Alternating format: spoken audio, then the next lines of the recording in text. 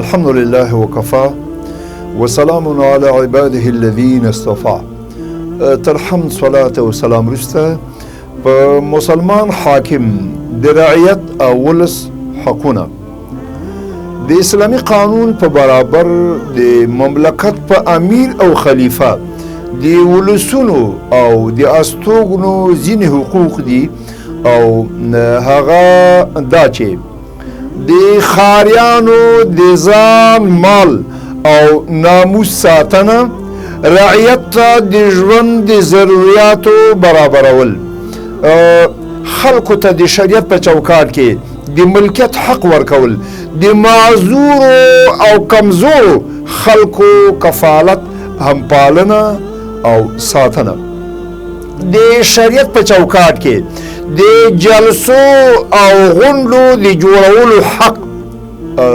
اصل مجرم ته سزا ورکول، د یو سړي د جرم له کبله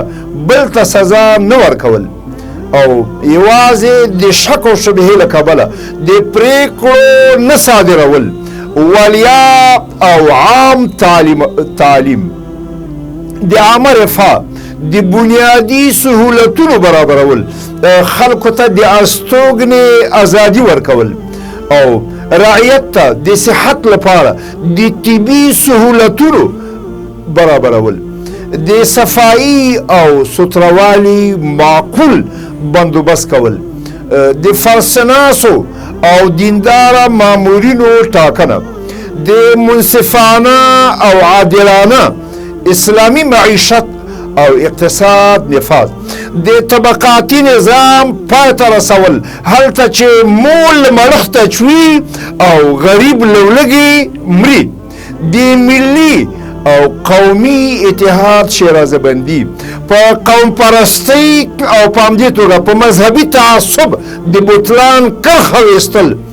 د مسلمانانو یو موټی ګرځول، د کونډو، یتیمانو، معذورو خلکو کفالت او همپالنه، د ملکی او ملي پرمختیا لپاره هلې ځلې کول، د حرامو او ممنوعه اشیاو بندول او پرې بندیز لګول، دا د امیر او خلیفه مکلفیتونه او د رعیت حقونه. سبحانك اللهم وبحمدك اشهد ان لا اله الا انت استغفرك واتوب اليك.